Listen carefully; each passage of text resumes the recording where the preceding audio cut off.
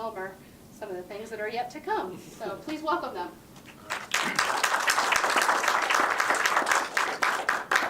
Thank you. Hi, I'm Bill Genereux, and Misty and I kind of go back a ways. We've met each other we used to work at Cloud County together at the community college before we both wound up in Salina. So she's kind of the one that prodded me to come and do this, and I said only if I can bring my friends, because they're really smart. So that's what we decided to do. We're all computer faculty at K-State Polytechnic, and we're always talking about these kind of issues that come up and stuff, and we thought just might be fun that we would watch the movie and kind of talk about the different things that stuck out to us, and invite you to join in with our conversation like that. So I really like the idea of having the science on the screen at the Art Center cinema. I wanted to share a poster with you that I sometimes. We have technology students that are wondering, why do we have to take all these other things? Why can't we just study computers? Why do we have to study humanities, for example? So this that sounds familiar, right? Okay, so this is a slide that's been floating around the internet. This is a poster that I found. If I can get to it here. I think I have to push that way. Maybe I have to push that way. There we go. There it is. Okay. So this is another famous Science on the Screen movie. Science tells you how you can clone a T-Rex, and the humanities tell you why it might be a bad idea. So I think this is a really good venue of mixing the science and the technology and the arts in the form of film together. It gives you a more complete picture. So I thought I'd share that. My background a little bit, I kind of got interested in this because about 10 years ago or so, there was a book by Sherry Turkle called Alone Together, and half of the book, I was more interested in the second half of the book, because at the time I was studying social media and YouTube and how these digital technologies are affecting us. And the first half was more about robotics and the trends and things that were changing how people relate to robots and to each other. And it really never occurred to me that it was that big of a deal. But she spent about half of the book talking about these things, and it just kind of percolated there for a long time. And finally, an opportunity to get some seed money, some grant money came up to where I can experiment with a telepresence robot. So this is a robot that's, you can remotely control it. You use the internet to access it. As long as the controller has internet and the robot has internet, you can pretty much control it anywhere in the world. And so right after we got that thing, we had a professor that had a medical thing that and she was going to be out for several weeks, and so she was able to continue teaching her classes using this device. And then just a few weeks later, I did the same thing. I wound up in the hospital, and I was able to keep going and hold my labs and hold class. So that it's a really interesting kind of blending of robots. They're not autonomous, but it gives you a virtual presence in another place. This particular robot's called a beam, and when you operate it, it really feels like you're beaming from one place to another, just like on Star Trek. That's where it takes its name from. You get kind of immersed in it, and you really feel like you're there. And so, having used it a number of times now, I feel like the person who most benefits from this type of robot is the one that's driving it, because it's a little hard to get used to on the receiving end. But you get used to it, I think. Yeah, I had just since you brought that up, that last I guess it was last spring, I had taught a class, and I had some students come over from Kansas Wesleyan. And one of the students played on the baseball team there, and he had a game one afternoon when we had class, and he actually beamed into the class as he was sitting in the van. Oh. He wasn't driving, but sitting in the van going to his baseball game, and he beamed into class and attended class while he was in the van. So it's a lot like a Skype or a FaceTime connection, but it adds that the mobility part to it. You really feel like you're in the space. You can move around. You can interact a little bit more than just watching a video chat. So that's kind of a neat way to use robots. Oop, I went the wrong way. And then I started using it for my office hours. I teach some online classes, so I got to meet a student from Texas. There was some of my distant students started using it and coming. So that was neat that they got a connection to our campus, and they, instead of feeling like they were completely alone, now they're feeling more like they're part of what we're doing at K-State. And then finally, I had this small class, and we started talking about brainstorming ideas. What can we use, how can we use this robot with other people? How can we reach out to the community? So I had 3 people in this small digital media class, and we decided to take a group of folks on a virtual tour with it. So this is Smoky Hill Museum, we took it down there, and then people from out of town beamed in and went around with us on this museum tour. Here, I'll show you in a second. So here's the group of people that use the Telepresence Robot. This is the activity room of the nursing home up in Cloud County. And it turns, you can probably barely see it, but back in the corner by that snowman poster, there's another one of these little beam robots that they got one as well to put in the nursing home. And so people who live a long way from their loved ones can also use that robot as well. So that's a view of what it looks like from the operator's point of view. That robot has a camera that points downward so you can see what you're about to run over, and then it looks ahead so you can see who you're talking to as well. And then, so what you saw in the movie tonight is it's not made up. These are really starting to be developed. They showed clips of it at the end of the film.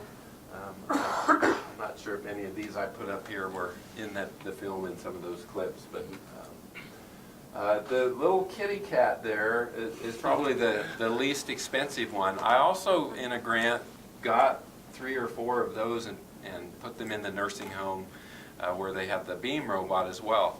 And the feedback that I got from the people who work in the nursing home was the cats are a hit.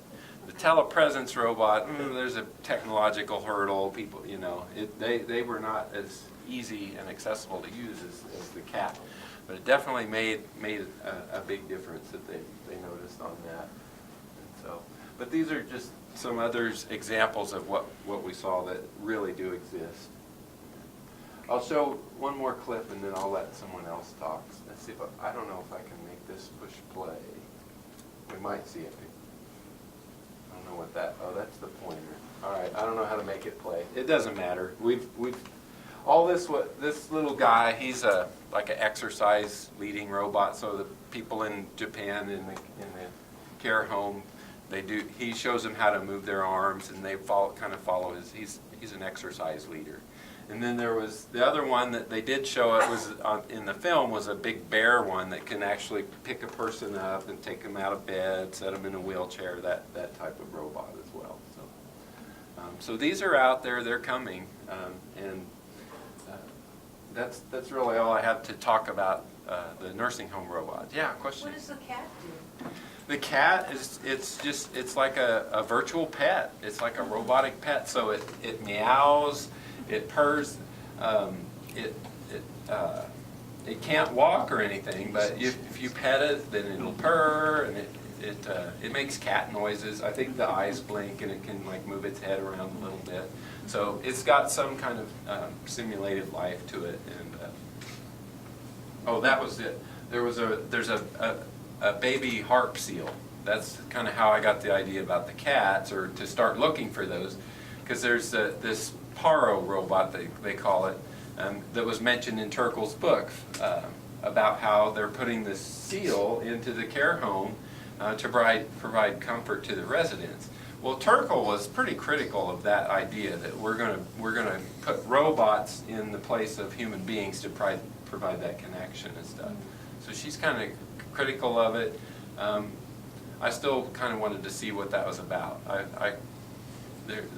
Like all technology, there's pluses and minuses to it, so we have to be aware of that. So, Tim, do you have any comments or anything that you'd like to add as far as where you think the robots are heading in this? Well, I think the movie was a little bit futuristic. I mean, robots work very well in controlled environments where things are, and so for example, like they showed the robot cooking a meal and cleaning the kitchen and things like that. It is possible for a robot or maybe a team of robots to cook and clean and things like that, but probably not in the near future in just a typical residential kitchen, right? It would have to be a kitchen designed specifically for robots. Because they, you know, I think there have been a lot of successes with robots and there have been some failures. And the main time we've seen failures with robots in recent history is when we try too much to make the robots do the same things that people can do, right? They're not people, and they don't have, there are a lot that they can do, but there's also still a lot of limitations on their dexterity, and limitation on the sensors, limitation of being able to see what's around them, and just, you know, I mean, they don't operate in, you know, if you have your, you know, if you cooked a meal like the man's daughter had done and left the kitchen a total mess, don't expect a robot to clean it up. Just sort it all Right, out. right. Whereas if the robot maybe had cooked the meal and continually, you know, kept the kitchen clean the whole time as they're going, yeah, maybe so. But so I mean, I think that the movie, I think, was really you know, good about sort of showing some of the types of interactions. And I mean, to me, the best thing to me about the movie was this concept of a robot being your friend. And I don't know how people, you know, that'd be a good question for the audience of how do you, are you ready to have a robot as your friend? Does any- I Maybe want if one it's of those ethics, robots. we're all the way together. Yeah. Then I think that's one of the big questions is Yeah. as humans, our ethics are suspect already. Right. So how do we teach robots to be any better than that? I don't know. Especially, and there was cognitive dissonance Yeah. being displayed by the robot, which was a little disturbing. And some of that's a little bit science fiction. I mean, one of the things that I think people get confused about between the difference of reality and science fiction is that, you know, a long time ago, a computer scientist named Alan Turing, some of you may have heard of him, and he sort of really established the framework for what can computers do, or what can robots do. And, you know, I mean, he said computers and robots execute algorithms. They are incapable of what you and I would call independent thought.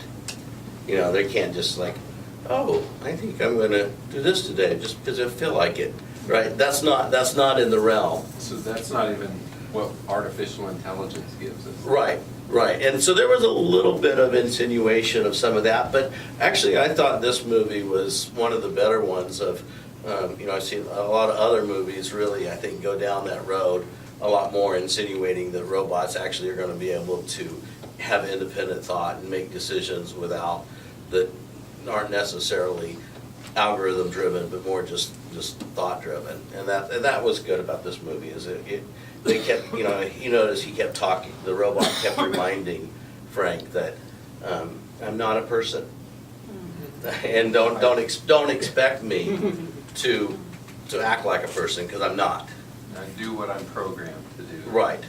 Yeah, I thought this was, as far as being realistic, this movie was very good. So Tom, Troy, you guys want to weigh in on Well, this whole? I'm just curious, how many of you have something like an Alexa or Google Talk or something like that at home? So you know what kind of conversations you have with that, right? I mean, you ask it a question and it looks it up and it answers it. And there's an amazing amount of artificial intelligence that goes into that. For it to be able to recognize what you're saying is amazing. It really is. Any sort of accents and then to put that into some sort of context, but you can't really have a conversation with it, right? There's not, I mean, my Alexa finally starting to tell me, hope you have a good weekend, at the end of telling me what the temperature is. But, you know, that's as far as it goes. If I say thank you, it doesn't know that I replied. You know? So I think that, you know, to see this conversation happening between the robot here and person. I mean, we are a long ways from even having a conversation that goes back and forth more than about 3 or 4 times without it running into the end of your conversation. Right. And I know that Amazon and Google and Apple are all working on that issue and problem. In fact, Apple has run experiments where they put somebody in a back room and they have these people come in, they tell them they're interacting with a personal assistant, but they're actually interacting with somebody in the back room talking in a microphone. But then they tell the people in the back room, just give short answers, or give long-winded answers, or try to match the conversation that the person is, the amount of talkativeness, and then they try to analyze that conversation. What makes a good conversation, and how does that make the other person feel that thinks they're talking to the person? But just trying to figure out what makes a good conversation, and how do you somehow create an algorithm that makes that seem like it's real. And at this point, we're still a long ways away from that. So that just that conversation that they were having is, without all the movement and all those other things, is still a long ways away from being a reality. One of the interesting things that I know some of us have had conversations about is, well, what's the level of expectation or requirement? And very likely, they showed these robots primarily helping the elderly. And, possibly an elderly person with a little bit of dementia going on and maybe some Alzheimer's. A robot might be a very good friend and might be very helpful, and they don't mind answering the same question over and over and over.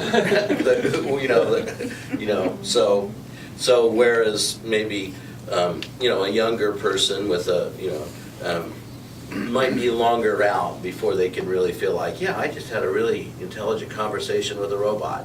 Whereas, someone in a nursing home or something, that's probably a lot sooner than it is for younger people. Another thing that they're working on is they're trying, because people are using lonely people are using these assistants as, even if it's a poor conversation, they're still conversing with it. People who are depressed are talking to it. And so some of the latest research I've been reading is they're trying to see how well these assistants pick up on it.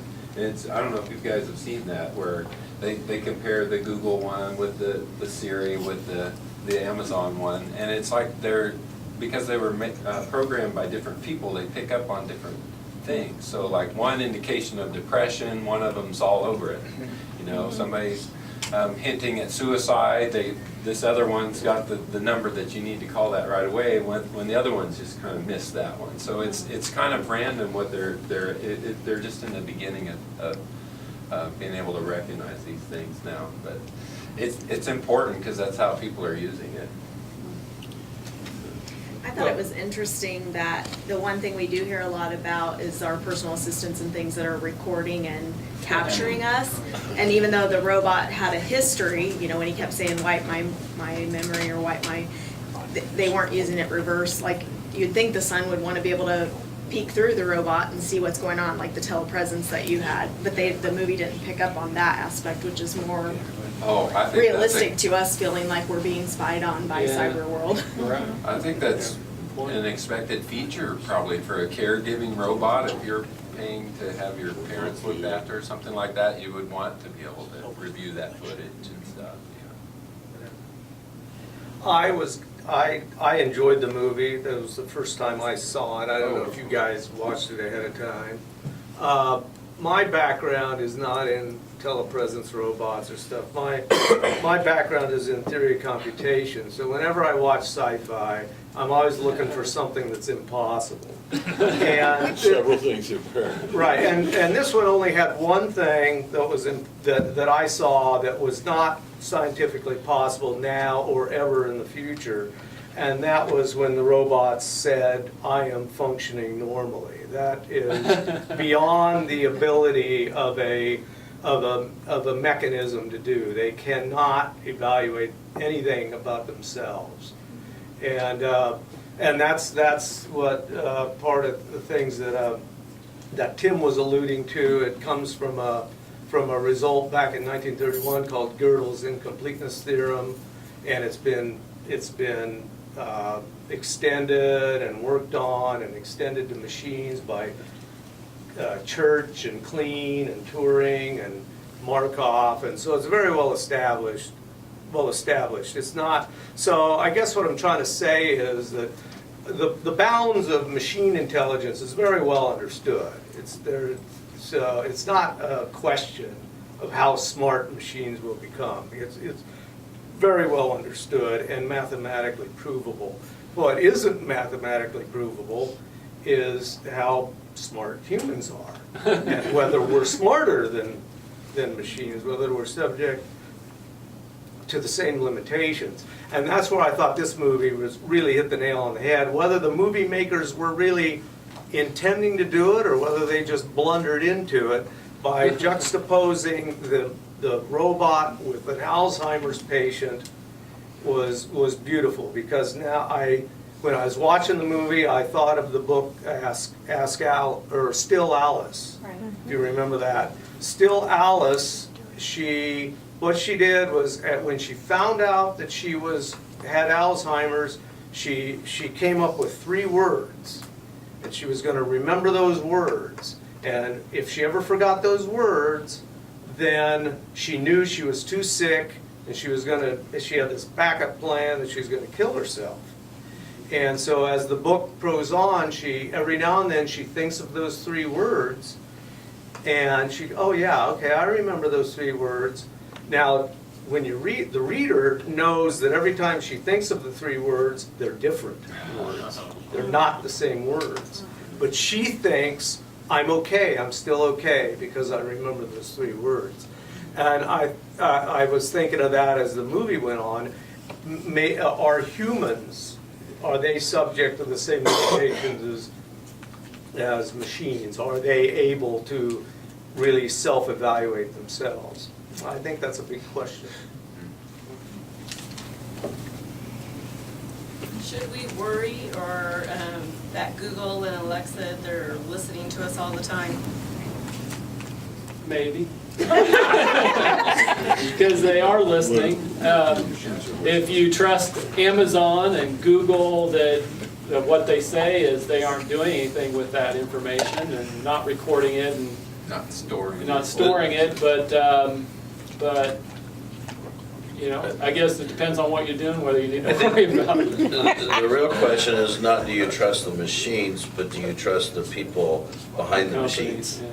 That's the question. So there is a concern. And it would be, it's just the same thing, if you go to order something from Amazon and you give them your credit card information, do you trust Amazon with your financial information?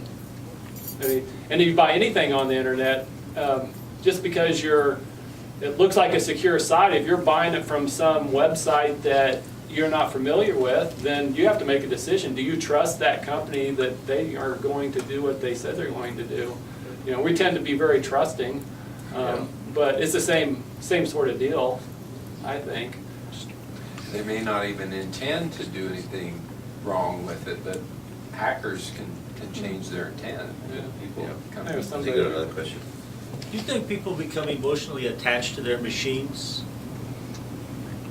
I think they can be. Yes, I think the research would back that up even. The programmers are designing it to create that connection, to create that attachment. The algorithms are pushing our biological buttons to make us attracted to the machine and want to make it our friend. It's a one-way friendship, but yeah, I think definitely that's a thing. Well, I think it's a proven, hasn't it almost been proven by some of the people that used to work for Apple that they've got algorithms that they send out a certain number of emails or texts at a time to get you interested. And I mean, there's all kinds of people have withdrawal pains when they don't have their phone. Yeah. Or Facebook did their own studies not terribly long ago that they could manipulate people's emotion, and they could prove that. They just by changing what people saw on their Facebook feed made them happy or sad accordingly. I find it all fascinating. I'm not one of the people that's sitting around using Raspberry Pi or Arduino and making, accelerometers and everything work, but I'm interested.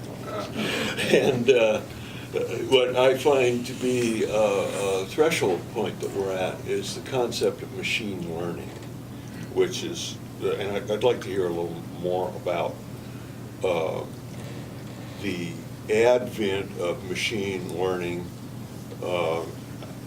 whether from the viewpoint of the game of chess or whatever, but I know it's different. You can't get machine code out of G code, or machine learning out of G code. So talk about that switch where the machine is in some sense able to learn from the data. I think that there's been some amazing progress made in AI, and some of you maybe have heard of some of the things going with AlphaGo, playing the game of Go. That the way that works is that they don't even give anything to the AI. They just have this game set up, and they let it play until it figures out the rules. They don't teach it any strategy. They just plays games over and over and over again, and it plays it against computer opponents, and it just keeps on progressing, but it can play millions of games over and over and over again, day after day, to the point where it can now play the game of Go. I mean, the game of Go is considered a very complicated game to try to write a computer program to play. There's too many moves for it to brute force a game like that. And so at this point now with AlphaGo, it plays, like people talk about, it plays Go like an alien would play Go. It doesn't play like a human. It plays completely different style. It does moves that a human would never expect or even come up with. And when they initially started playing against these masters, world champions, that it would always win by just a little bit.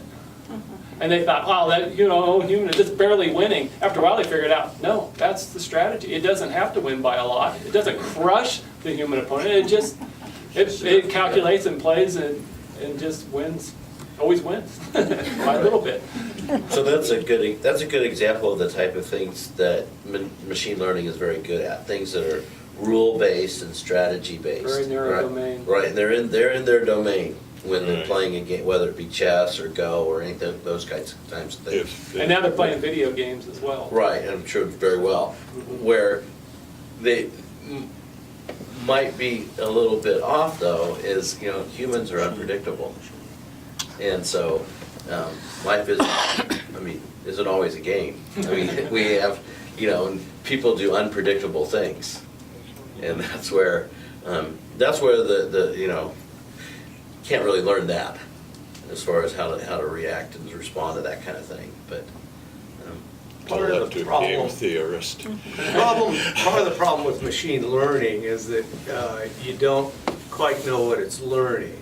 And there have been a number of experiments in that. The classic one that I remember from several years ago was they were trying to teach the system to learn how to recognize tanks in the field, and so they showed it all these pictures of tanks. So basically, usually learning algorithms all work the same way. You show them a bunch of test cases so that they can the algorithm can build up the general concepts from the specific ideas, pretty much similar to the way we do.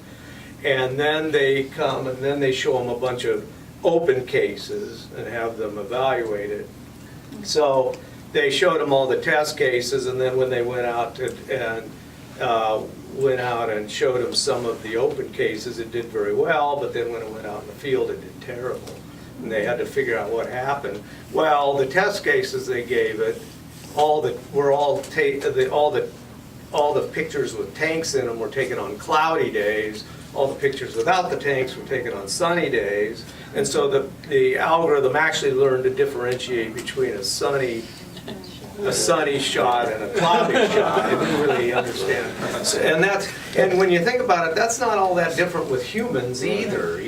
I'm a teacher in the classroom. I always often wonder, did they really learn what I think I taught them, or did they learn something else? I mean, one time I had a student who came to me at the end of class years ago, and she says, "Oh, Mr. Mertz, I enjoyed your class so much." And I thought, oh, that's so nice. She goes, "Yes." She was from Taiwan, or Thailand, by the way. She goes, yes, I didn't know hardly any English swear words till I took your class."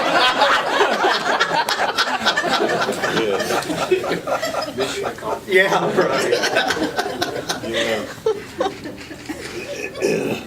Yeah. A couple of months ago, there was a lot of debate about how dangerous AI would be to humanity.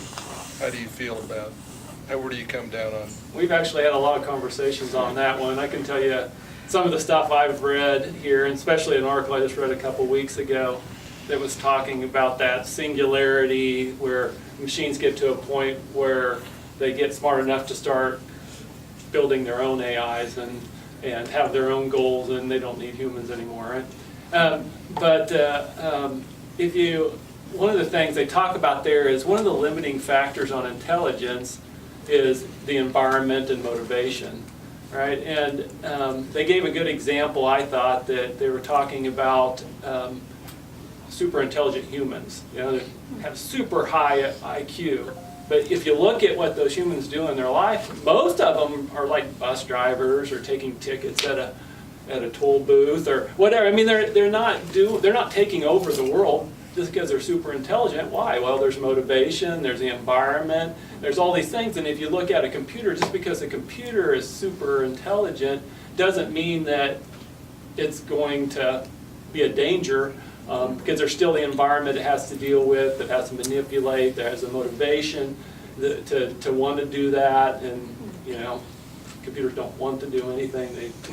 So that's the kind of thing that I always like to think about it from that standpoint. I think there's been a lot of publicity and a lot of really smart people talking about the dangers of that, but as things sit right now, it's so far off. I can't even imagine that would become a reality. I think that what you do have to worry about is military somehow trying to integrate these things into weapons and things like that, and something not working as they intended to. And it's a cloudy day instead of a sunny day, and it hits the wrong target. So stuff like that they just didn't think of. I don't know. That, to me, that's my opinion on that. I think it still comes back to the people that programmed it, and that came out in the movie. If you noticed that. When he was, early on in the movie, he was talking to the robot about, would you be willing to participate in a robbery with me? And it helps your health, right? This robot's priority was the health of his client, not, I don't care what. Do you know the law? No. Do you want me to add that? No. Yeah. So, it's what is it? So we have to be really careful when we, what priorities are we establishing? So I guess I was going to add something to that. So my understanding of artificial intelligence is a collection of data. It's basically a program that runs a huge storage of data, like information, and that's, and along those lines. So as long as nobody programs it to do something bad, it's not going to. Is that correct, or? Well, there could be unintended consequences, right? Okay. I mean, so what most of the AI, what it's doing is it's looking at, like Tom was talking about, it's looking at a huge amount of data and looking for patterns in that. And what patterns it finds is depending on what you train it to find in that, and that's all it can do. So it's just really a good pattern finding mechanism is what it ends up at now. But if you apply that to looking at cells, for example, through a microscope, take all these pictures, and you can go and find which ones are cancerous and which ones aren't, based off the training data. It can do some pretty amazing things beyond what a human can do. But it's, again, just in that very narrow domain, and only trained to do the patterns that it had to work with in the model.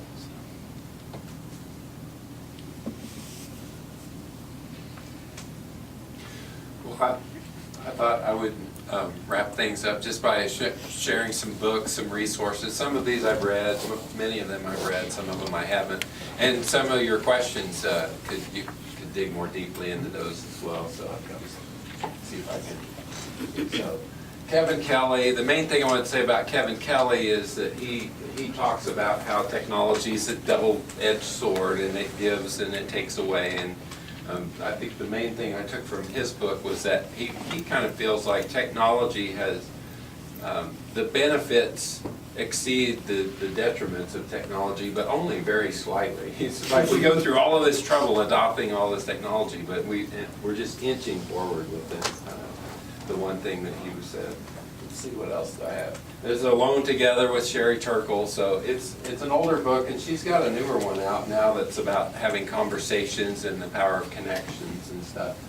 I think that's kind of what our movie was about, is just those relationships and those connections and the real strong need for that. And that's kind of her point in this as well. iGen, so this is more focused on the technology and how the phones are affecting young adults now, this whole generation that's grown up with phones and how they're affected by that. Again, looking for the connection. Here's The Singularity is Near, so that's the one about the machines finally exceeding intelligence of humans. This is the one which would be that machines are going to be smarter than us. Right. And we're going to put the machines into our brains and become a new organism. Right. Well, cyborg. And you can't. That's sci-fi, so you can't really speak to that. But that's the dream of. That's where they're trying to hit. But the idea that machines that can become more intelligent than us, that's just. But it won't be just a machine. It'll be a human being with a machine. Right. That's the new thing. All right. So that's what that book's about. There's the final invention. So this is how AI is going to take over everything, because if we invent it, but then it just gets out of hand and runs away. Kind of. So what you were talking about. The one response probably this author would say to what all you were saying is that. They would do things that they're programmed to do and wouldn't intentionally cause humans harm, but they might unintentionally, like you were saying, the unintentional consequences. Oh, I happen to need the molecules that your body's made of to accomplish my goal, so, I'm just going to take it. That kind of thing.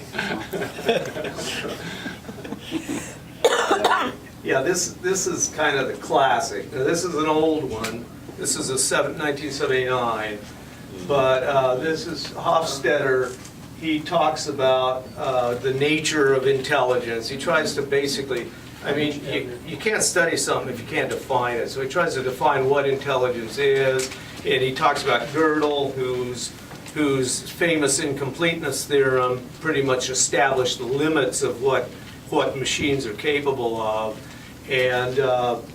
And so that's probably a good place to start if you're interested in tackling this whole idea of AI and whether or not it's what it's capable of. And then this one has a number of articles in it which go into the issue of, are humans smarter than machines, or are they subject to the same limitations as machines?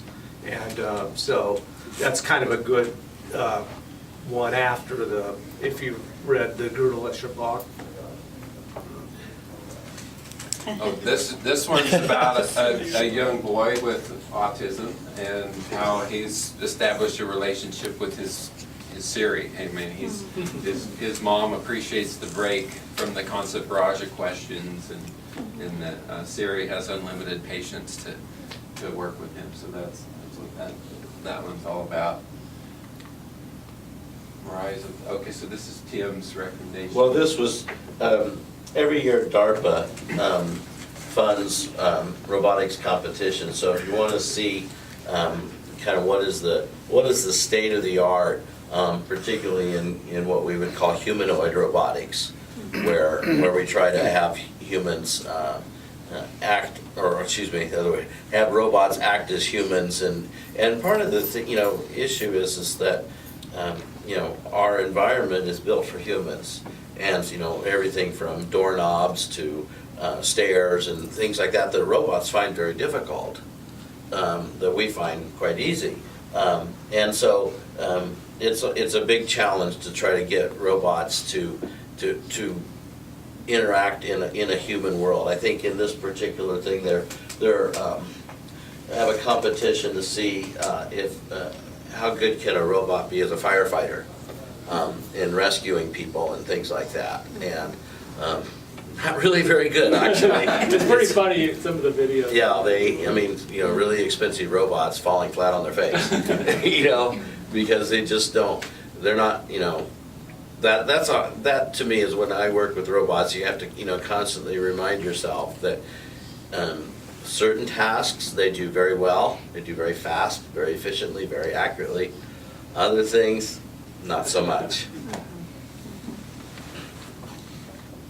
So to answer your question, if people can feel affection to machines, there is a segment of the population who wants to get married with their robots, to make love with their robots. So there's a whole book on that. Wow. And the only reason I know about this book is it was mentioned in the Turkle book, and she was highly critical of the whole thing and what he was suggesting, but it's out there. And then the final, this book is all about the human connection. She talks a lot about technology in this book too, and how it's affecting us, and her suggestions on retaining that human connection, and especially like when you get into contentious situations or disagreements that you really need to get, that's the time to get curious. That's when to lean in and learn more and find out, instead of going to war with people. So threw that in there too.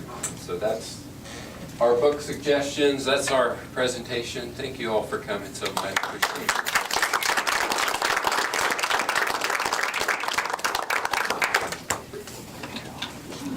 Very good.